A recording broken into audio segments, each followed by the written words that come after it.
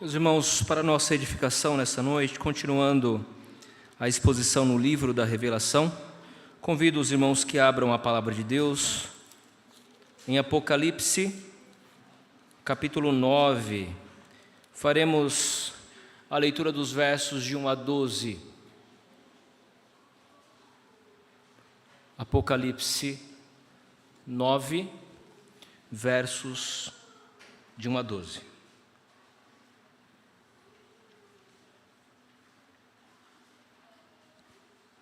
A quinta trombeta. Diz assim o texto sagrado. O quinto anjo tocou a trombeta e viu uma estrela caída do céu na terra, e foi-lhe dada a chave do poço do abismo. Ela abriu o poço do abismo e subiu fumaça do poço, como fumaça de grande fornalha. E com a fumaceira saída do poço, escureceu-se o sol e o ar. Também da fumaça saíram gafanhotos para a terra, e foi-lhes dado poder como que tem os escorpiões da terra. E foi-lhes dito que não causassem dano à erva da terra, nem a qualquer coisa verde, nem a árvore alguma, tão somente aos homens que não têm o selo de Deus sobre a fronte. Foi-lhes também dado não que os matassem, e sim que os atormentassem durante 5 meses. E o seu tormento era como tormento de escorpião quando fere alguém. Naqueles dias, os homens buscarão a morte e não a acharão.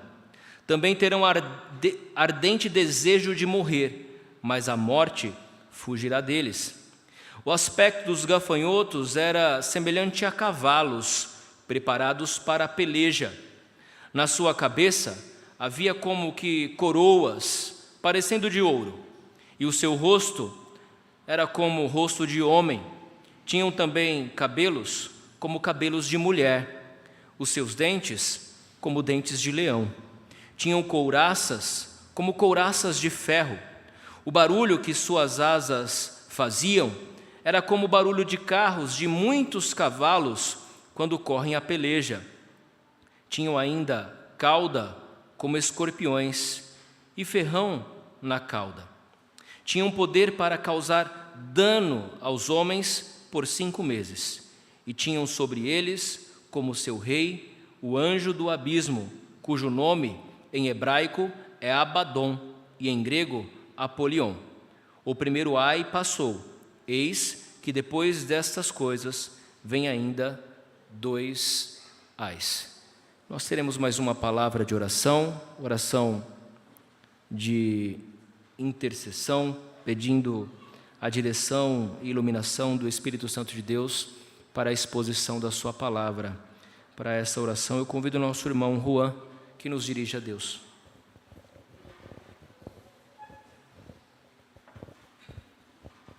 Senhor e eterno Pai, santo, santo, santo é o teu nome, Senhor. Senhor, estamos aqui, Senhor, como servos teus, como povo escolhido teu, Senhor, reunidos neste domingo. Senhor, mais um domingo para, primeiramente, te engrandecer, Senhor, louvar a Ti, Senhor. Senhor, nós te pedimos, Senhor, que nos dê discernimento, Senhor, que possamos, Senhor, aprender mais neste domingo. Senhor, dê sabedoria, Senhor, ao pregador, Tiago, para que ele possa, Senhor, pregar a palavra da melhor forma possível, da forma correta, e que possamos, Senhor, aprender, sermos cristãos, Senhor, não só na igreja, Senhor, mas em nossas vidas, Senhor. Que possamos, Senhor, ser sal da terra e luz do mundo. Senhor, eu te peço que nos guie, Senhor, nos dê força, possamos, Senhor, caminhar firme, Senhor, neste mundo, no mundo, Senhor, onde esperamos a Tua volta, Senhor. Que possamos, Senhor, estarmos vigilantes, Senhor, para a Tua volta. Que possamos, Senhor, pregar o Teu Evangelho com nossas vidas e não só com palavras. É isso que eu te peço e agradeço, Senhor, em nome de Jesus, amém. Solano Portela escreveu recentemente nas suas redes sociais: no mundo fictício das histórias em quadrinhos, Lex Luthor foi um dos vilões mais desprezíveis. No contraste entre o bem e o mal, o que é certo e o que é errado, Lex que quer dizer lei, era lei em si mesmo, e escolheu ficar sempre do lado do mal e do erro. Ele não conhecia limites em suas ações e atuações. Ele perseguia os cidadãos pacíficos e as pessoas de bem, aos quais acusava sem cerimônia, junto com seus asseclas. Aterrorizavam não somente a cidade fictícia de Metrópolis, mas todo o mundo. Achava que tinha poderes ilimitados, decidia as mais absurdas coisas por si só e não se preocupava se era algoz e opressor de vítimas inocentes. Quase sempre parecia que ia levar a melhor e conseguiria estabelecer um reinado do mal. Inspirou a muitos com o seu mau exemplo. No entanto, no fim das contas e no devido tempo, encontrava em cada história o destino que esperava todos aqueles que fazem da arrogância e petulância o seu modelo de vida. Lhe aguardavam, portanto, a derrota e o desprezo. Mas, logicamente, isso é só ficção.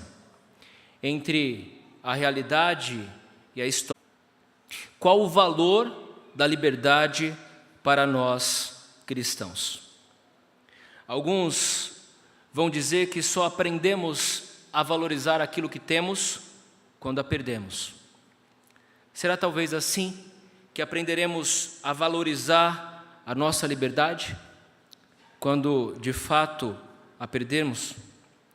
Será talvez que aprenderemos a valorizar essa liberdade que temos de cultuar ao nosso Deus livremente? O conceito de liberdade surgiu na Inglaterra e veio para a América no tempo do Iluminismo, e foi parte do pensamento que formou o mito fundador americano na Revolução Americana de 1776. Thomas Jefferson, que escreveu a Declaração de Independência dos Estados Unidos, dizia que a nossa liberdade decorre da nossa liberdade de expressão. Um livro que era comum encontrado na biblioteca de todos os pais fundadores americanos foi Cato's Letter, um conjunto de 144 ensaios de políticos britânicos escritos em pseudônimos que denunciavam a corrupção e o abuso de poder na Inglaterra. Em um dos ensaios, os autores afirmavam o seguinte: a liberdade de expressão é o grande baluarte da liberdade. Elas prosperam e morrem juntas.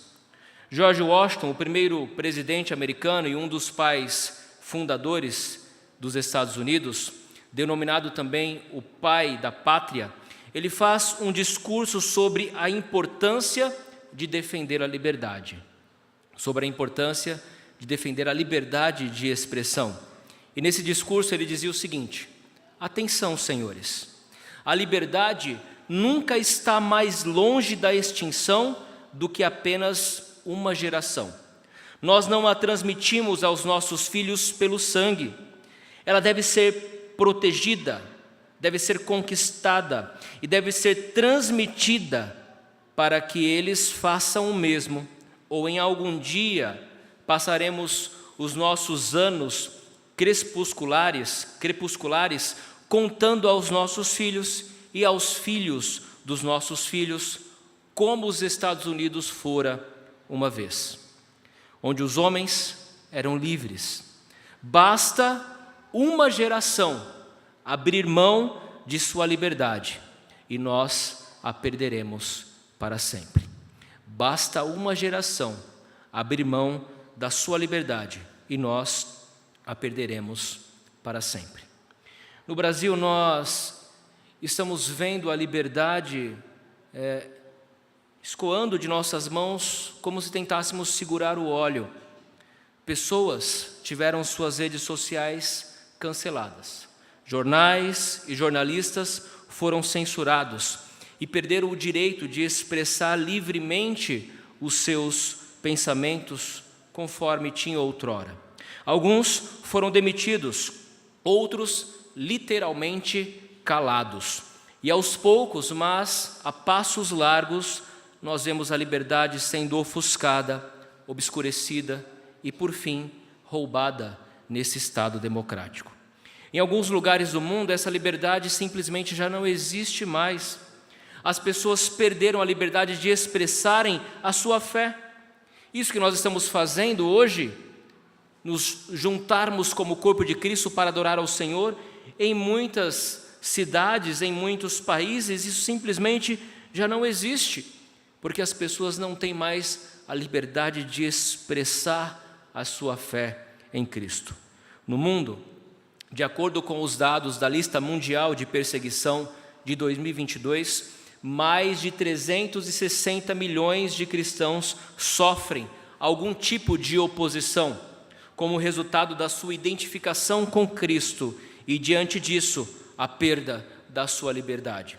Segundo o site Portas Abertas, nós temos um dado que diz o seguinte: essa perseguição religiosa ocorre quando alguém se identifica como cristão, de todas as denominações, e também quem não pertence a uma denominação específica, mas se identifica com Cristo. Esses não têm os direitos de liberdade religiosa garantidos. Quando a conversão do cristianismo ela é proibida por conta de ameaças vindas do governo ou de grupos extremistas. Eles são forçados a deixar as suas casas, eles são forçados a deixarem os seus empregos por medo da violência que lhes são infundidas. São agredidos fisicamente ou até mesmo mortos por causa da sua fé. São presos, interrogados e por diversas vezes torturados por se recusarem a negar o Senhor e Salvador Jesus Cristo.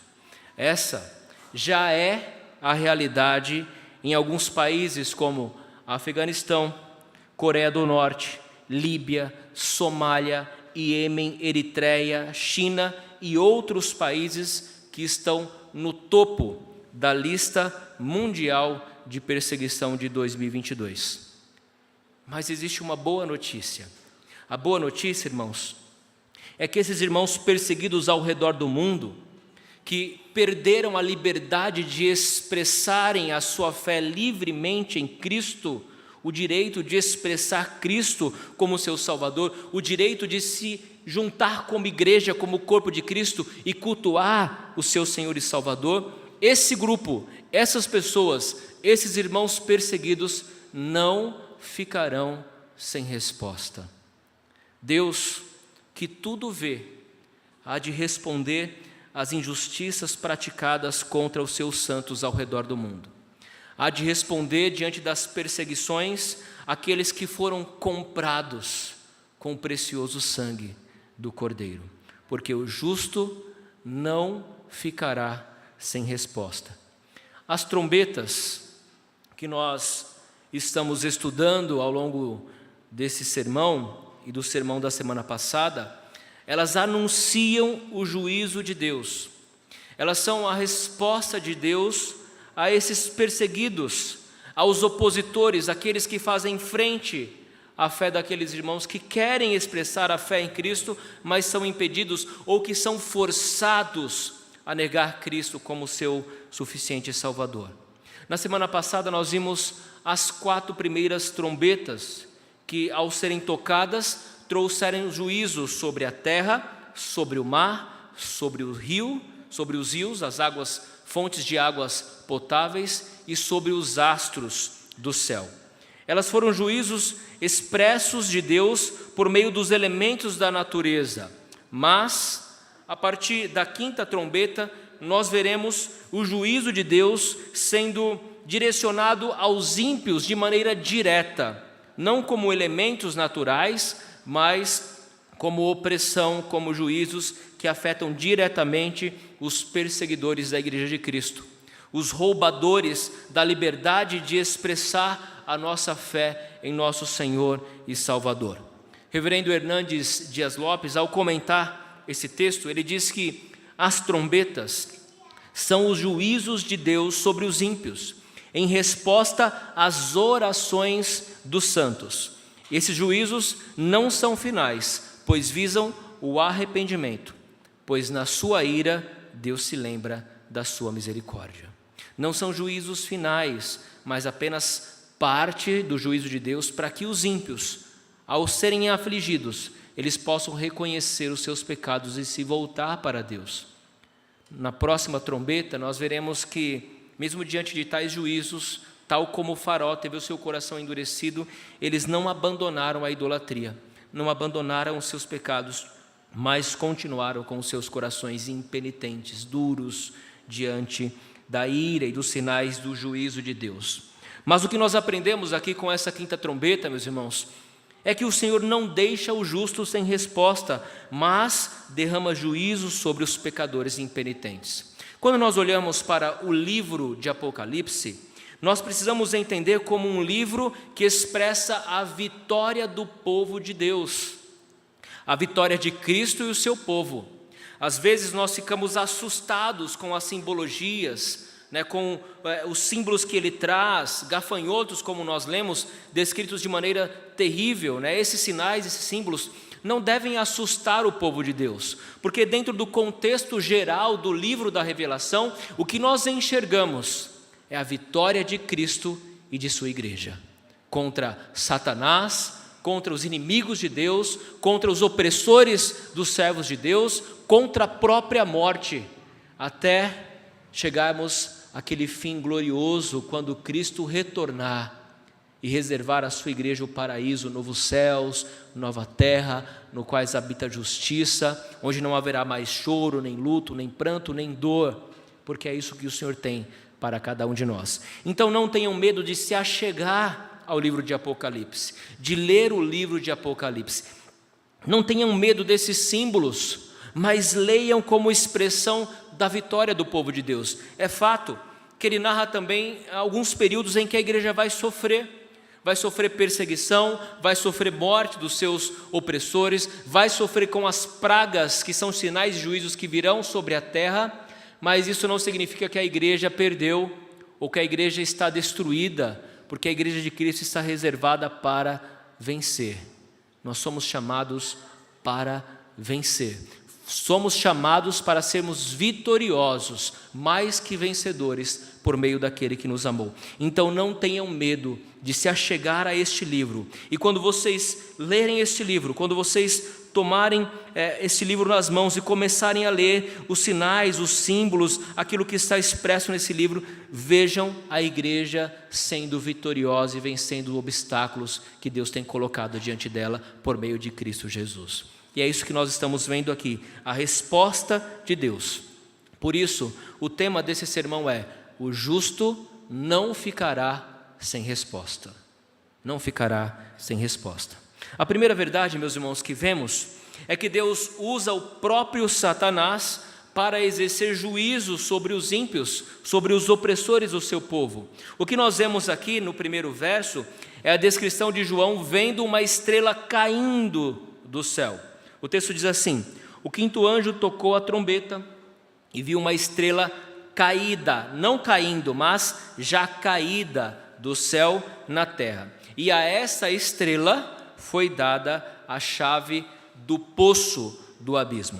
A visão que João tem aqui, meus irmãos, de um anjo tocando uma trombeta, e quando ele toca essa trombeta, ele vê uma estrela caída, e a essa estrela caída é dada uma chave, e essa chave é a chave do poço. O poço, ele abre um abismo, que aqui significa um poço sem fim ou sem fundo, e ao abrir este poço, poderes demoníacos são libertados. Isso expressa anjos caídos que invadem a terra para atormentar os homens. É só isso que expressa essa simbologia.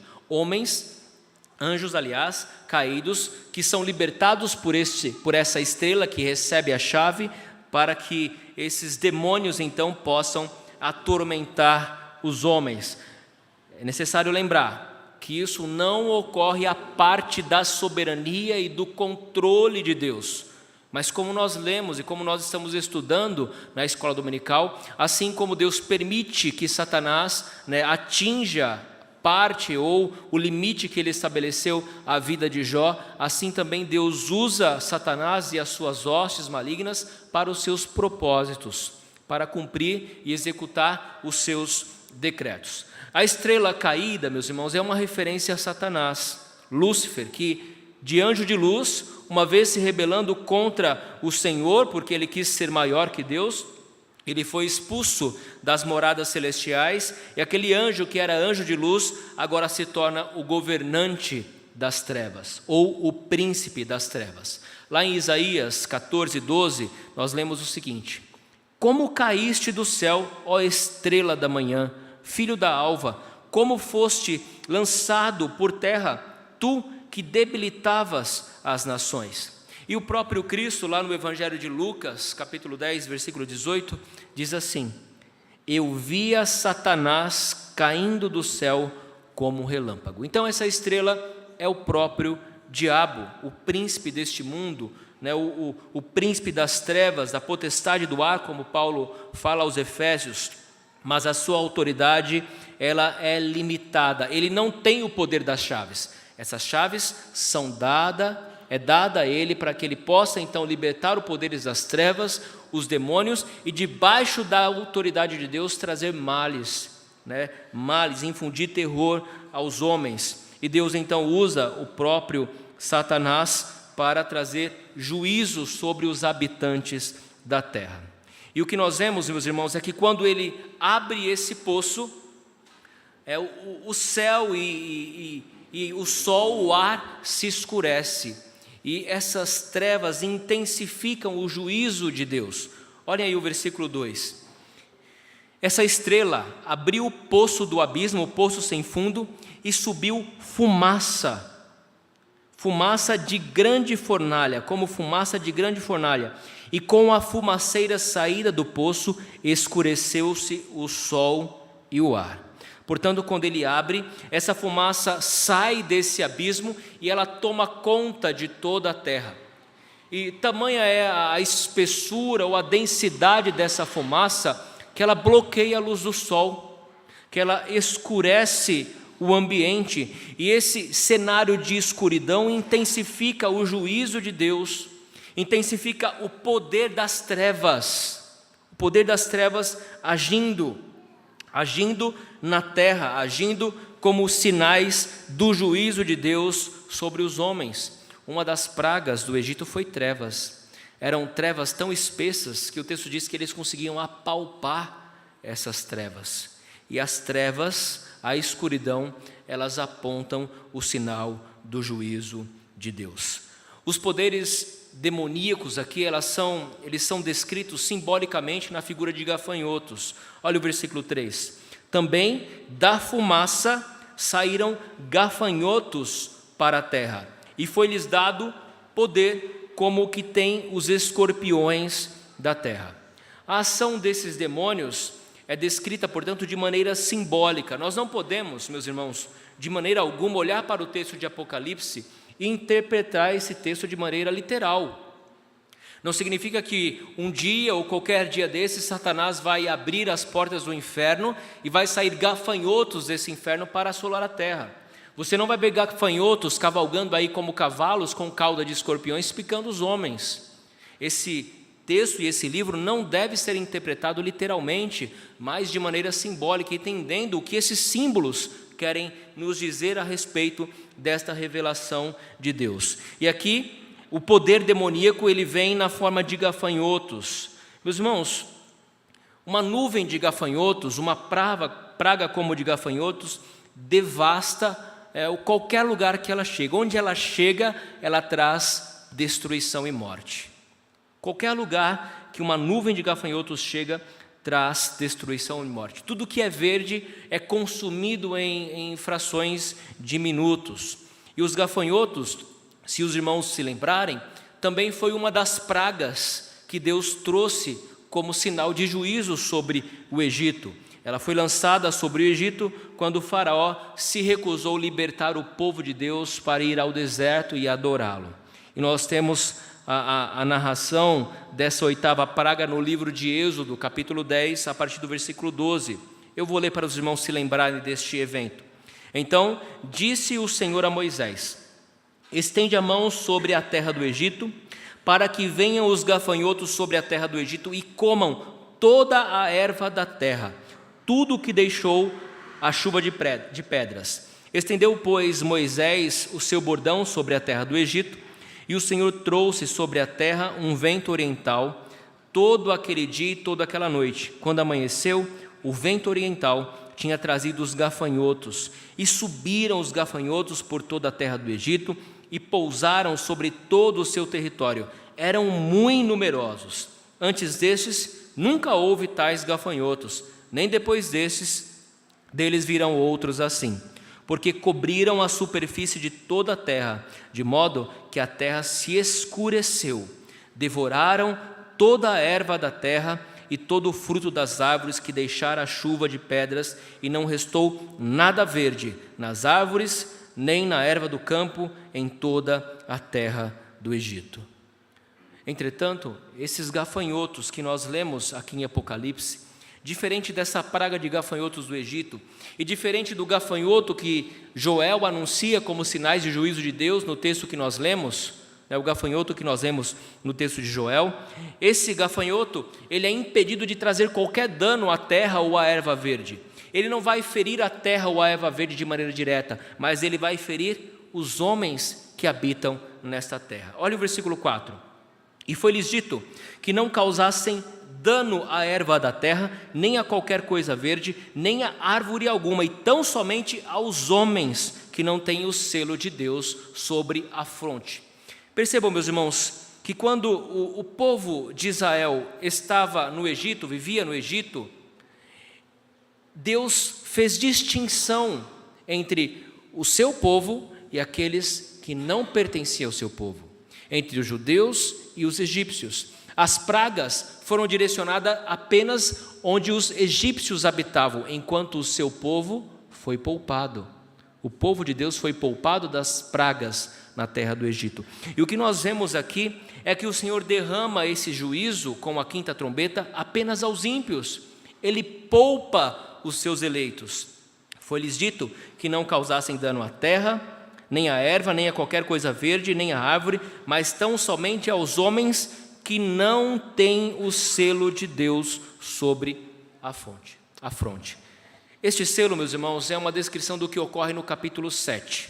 Capítulo 7 de Apocalipse, versículo 4, nós lemos o seguinte: então ouvi o número dos que foram selados, que era 144.000 de todas as tribos dos filhos de Israel. Esses 144.000 expressam aqueles que foram comprados com o sangue de Cristo. São os eleitos de Deus. São aqueles pelos quais Cristo morreu. São aqueles pelos quais Cristo ressuscitou. São aqueles pelos quais Cristo garantiu a salvação, o perdão, a restauração. São aqueles pelos quais Cristo garantiu moradas eternas. Esses que recebem o selo, e nós podemos identificar o selo como o próprio Espírito Santo que nos é dado no momento em que nós cremos, em que reconhecemos a graça de Cristo, Cristo como nosso Salvador, no momento em que confessamos Cristo como o Senhor de nossas vidas, Deus nos dá o seu penhor, a garantia da salvação, que é o seu próprio Espírito que habita em nós. E esses que recebem o selo são, portanto, poupados. Esses gafanhotos, esses demônios que saem do abismo, eles são direcionados a fazer dano, a causar dano aos homens, mas apenas aqueles homens que não têm o selo em sua fronte, apenas aqueles homens que não servem a Deus, que não foram agraciados com a salvação de Deus. E essa é a boa notícia: nós seremos poupados dessa praga, nós seremos poupados desse juízo de Deus, porque fomos alvos da graça de Deus. Os anjos caídos, os demônios, estão debaixo do poder e da autoridade de Deus, e eles não podem fazer mal aos filhos de Deus, não podem causar dano aos filhos de Deus. É interessante como Deus usa o seu poder e a sua soberania até contra as hostes malignas. Quando nós lemos em 2 Samuel 24, e lemos essa mesma história em 1 Crônicas, primeiro livro de Crônicas 21, nós vemos essa história, a mesma história, sendo contada sobre óticas diferentes. a respeito do pecado de Davi, que foi levantar o censo de Israel. Em 2 Samuel 24, nós lemos que Deus acendeu a ira contra os israelitas e incitou Davi a levantar o censo. Lá no livro de 2 Crônicas 21, nós lemos que Satanás se levantou contra Israel e Satanás incitou Davi a levantar o censo para que Deus trouxesse juízo sobre Israel. E não há aqui contradição.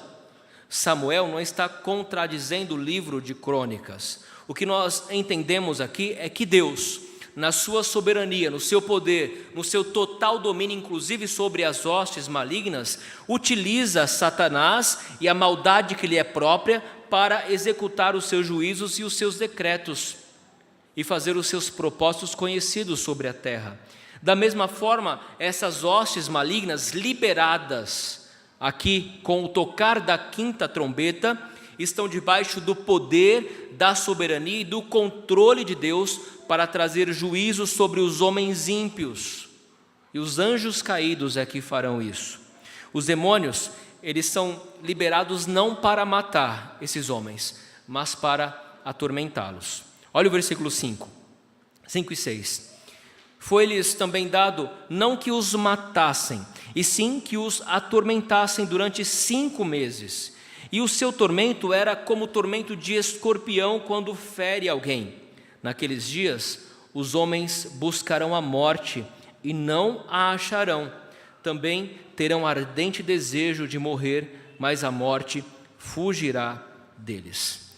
O que nós aprendemos é que esses anjos caídos ou esses demônios, eles terão um limite de tempo para trazer juízo e opressão sobre os ímpios. O seu poder não é ilimitado.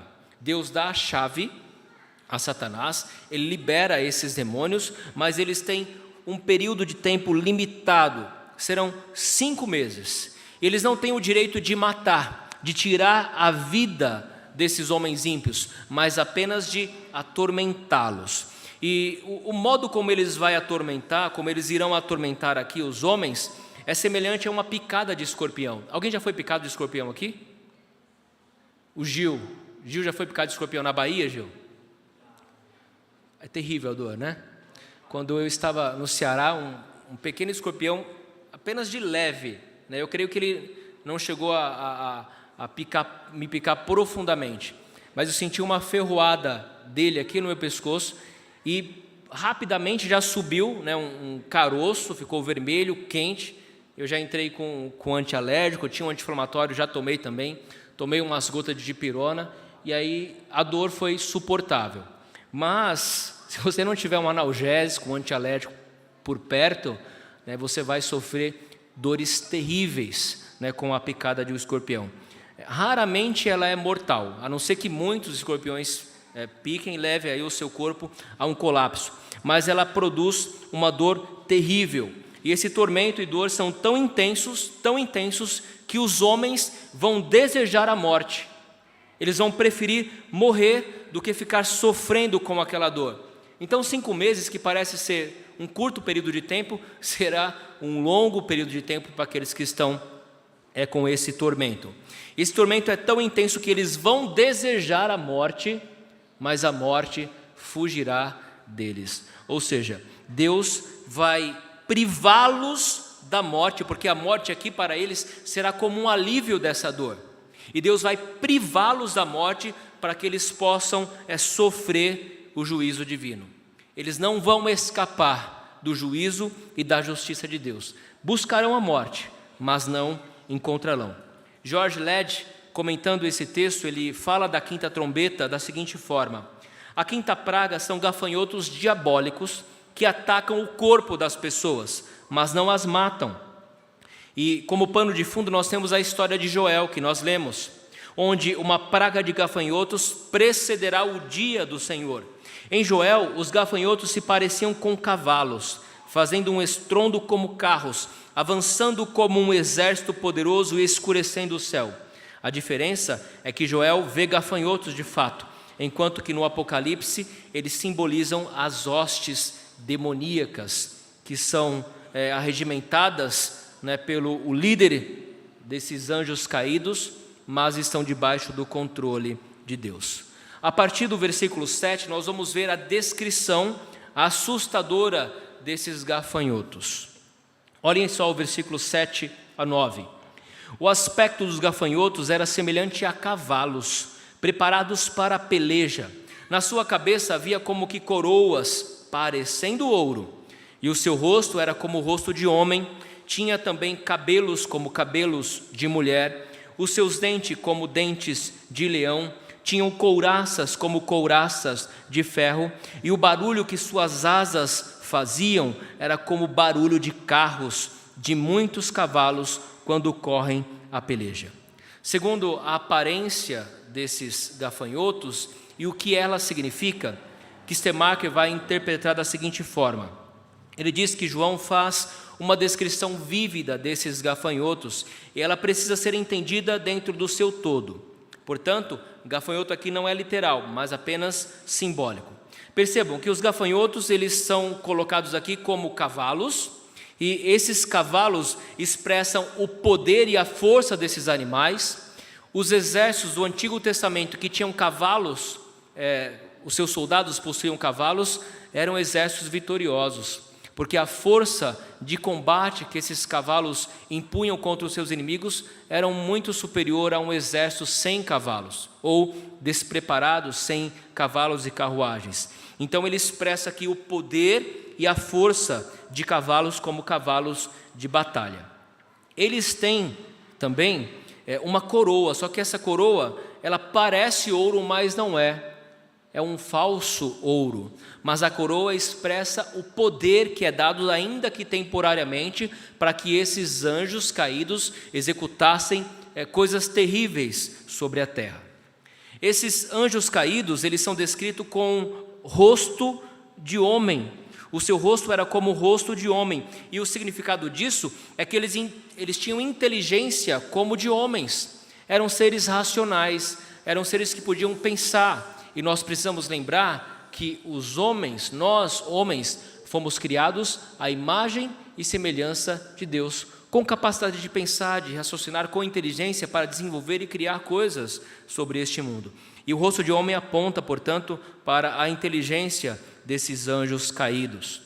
Mas esses anjos são descritos também com cabelos, como cabelos de mulher. E aqui mostra os encantos, a beleza feminina, e isso aponta para o poder de sensualidade que os demônios têm como fonte de tentação e pecado contra os homens. Aprisionam os homens nas suas concupiscências sexuais, e você vê não poucos homens que são escravos do pecado da pornografia, da prostituição, que são viciados em sexo e não conseguem se libertar deste mal. E esses cabelos expressam esses encantos femininos. Mas, não se engane, ele possui dentes, e dentes de leão. E aqui descreve o poder destrutivo desses demônios, seres que têm poder de destruição, de causar dano. As suas couraças apontam para o fato de que eles são protegidos, estão prontos para a batalha. Você não vence as hostes demoníacas com as armas da terra. Você não vence e não vai para a luta contra o demônio com espada ou com uma arma de fogo. Demônio se vence com oração, com joelhos dobrados, com jejuns. É assim que se vence o maligno, com armas espirituais, com os meios de graça, porque aqueles estão protegidos com couraças, como se estivessem prontos para a batalha. E a cauda desses gafanhotos são como caudas de escorpiões, por meio da quais eles infundem dolo, dor, dano a esses homens. E nos perguntamos, meus irmãos, como é que Satanás infunde terror aos homens? Como é que Satanás age aprisionando os homens? Ele age levando esses homens a pecarem. Ele age aprisionando esses homens nos seus próprios pecados. Eles agem trancando esses homens nos vícios de drogas, de bebidas, de prostituição. Eles entregam esses homens à destruição das famílias, dos lares. Entregam crianças para serem torturadas e serem alvos de prostituição, como nós vemos aí em muitos países, é desta maneira que essa hoste maligna age. E ela descreve aqui, o texto descreve que ela tem um chefe. O versículo 10 e 11 vai descrever isso. Eles tinham cauda como de escorpiões e ferrão na cauda, e tinham poder para causar dano aos homens, por um tempo limitado de 5 meses, e tinham sobre eles como seu rei o anjo do abismo, cujo nome em hebraico é Abaddon, e em grego Apolion. Bem, o significado desse nome, tanto em hebraico quanto em grego, Abaddon e Apolion é destruidor, e não é o destruidor das tartarugas ninjas, não. É uma referência a Satanás mesmo, o arqui-inimigo, o nosso arqui-inimigo. Ele é quem vai chefiar essa hoste maligna, que é liberada por um tempo limitado de 5 meses para causar dano, o destruidor. E de fato nós vemos que é isso que Satanás faz. Ele vem para destruir famílias, destruir a vida das pessoas, entregando-os aos vícios, às corrupções morais. É isso que Satanás faz, é dessa maneira. E não esperem ver Satanás agindo como um gafanhoto na sua frente, mas enxergue a ação de Satanás aprisionando as pessoas nos seus vícios, nos seus pecados, impedindo que elas enxerguem, que elas caminhem para a luz que é Cristo Jesus. Hernandes Dias Lopes, ele diz o seguinte: esses espíritos malignos agem sob o comando de Satanás e se infiltram nos lares, nas escolas, nas instituições, na televisão, no cinema, no teatro, na imprensa, nas ruas, na vida dos homens e mulheres, como uma cavalaria de guerra em disparada, e provocam grande tormento. Esses espíritos malignos têm atormentado vidas, arruinado lares, jogado jovens na vala repugnante das drogas, empurrado outros para a prática da imoralidade, semeando a ganância criminosa no coração dos homens depravados. Eles destroem a paz. Essa cavalaria infernal, em sua cavalgada, pisoteia crianças, jovens, famílias, trazendo grande sofrimento por onde passa. É assim que Satanás age no mundo, oprimindo aqueles ímpios que não conhecem a Deus. Esse poder demoníaco é o juízo de Deus. Quando os homens são entregues aos seus próprios pecados, à sua própria maldade, é como se eles fossem liberados para pecar irrestritamente contra o Senhor. É como se Deus tirasse o freio e os deixasse entregue às suas próprias concupiscências sobre a ação direta de Satanás. E dessa forma, ele é oprimido por Satanás em seus próprios pecados. É isso que nós lemos lá em Romanos capítulo 1, versículo 24. Por isso, Deus entregou tais homens à imundícia pelas concupiscências de seu próprio coração, para desonrarem seu corpo entre si. Martin Lloyd Jones, ele diz que há certos períodos da história em que parece que o inferno é liberado, a restrição divina é retirada e o diabo e suas forças agem livremente entre os homens e mulheres deste mundo. Essa é a impressão que nós temos. Recentemente, a filha do Gilberto Gil, uma possível candidata a assumir o ministério do futuro governo, ela se coloca como uma mulher que tem interesse por pessoas inteligentes. Essa é o interesse sexual dela. E ela é casada, mas ela diz que vive um relacionamento aberto dentro do seu casamento. Ou seja, ela tem liberdade para sair com quem ela bem entender, e o seu marido tem liberdade para sair com quem ele bem entender. E a mídia coloca isso como se fosse algo que deve ser aplaudido, algo que deve ser visto como algo de receber destaque. Não coloca como algo reprovável, como algo que deve ser repugnado, como algo que é moralmente incorreto, mas coloca como algo que você pode expressar e enaltecer, porque isso é absolutamente normal. E querem fazer este meio de vida um meio de vida normal. Mas não é.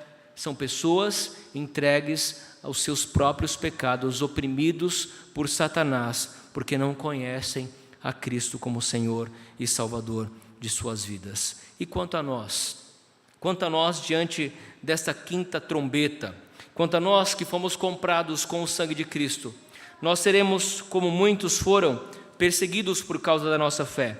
Teremos talvez os nossos direitos, como muitos crentes já têm no mundo, cassados, a nossa liberdade de expressar a fé em Cristo talvez retirada, como muitos cristãos tiveram no passado e ainda hoje têm ao redor do mundo. Mas o fato é que o justo não ficará sem resposta, porque o Senhor se levantará em defesa do seu povo. Segundo o reverendo Hernandes, o diabo e os seus demônios conhecem aqueles que pertencem a Deus e eles não lhe tocam. Quando você pertence à família de Deus, você se torna conhecido no céu, na terra e no inferno. Quem é nascido de Deus, o maligno não lhe toca. Aquele que está em nós é maior do que aquele que está no mundo. Nenhuma arma forjada contra nós prosperará, conforme lemos em Isaías 54:17. Se Deus é por nós, quem será contra nós? Agora, nós precisamos entender que estamos guardados e seguros nas mãos do Supremo Pastor, que é Cristo Jesus. O povo de Deus é distinguido aqui dos ímpios pelo selo que recebe de Deus. A igreja é este povo selado de Deus. Aqueles que receberam o selo de Deus são protegidos do ataque desse bando de gafanhotos.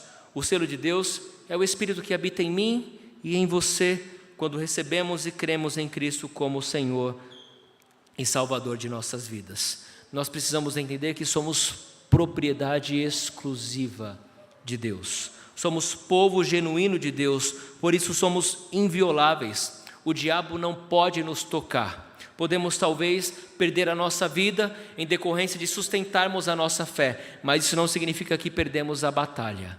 Não significa que perdemos a luta, porque o crente sempre é vitorioso. E os selados estão livres desse tormento. Aqueles que estão debaixo do abrigo do sangue de Cristo não estão debaixo dos tormentos dos demônios.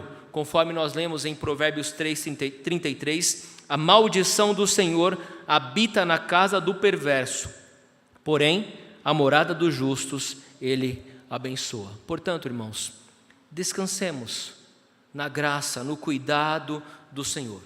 Ainda que soframos por breve tempo, ainda que a nossa liberdade seja roubada, saiba que o justo não ficará sem resposta. E ao seu tempo, as trombetas tocarão e os juízos do Senhor serão derramados sobre os opressores do seu povo. Descansemos nessa verdade. Amém?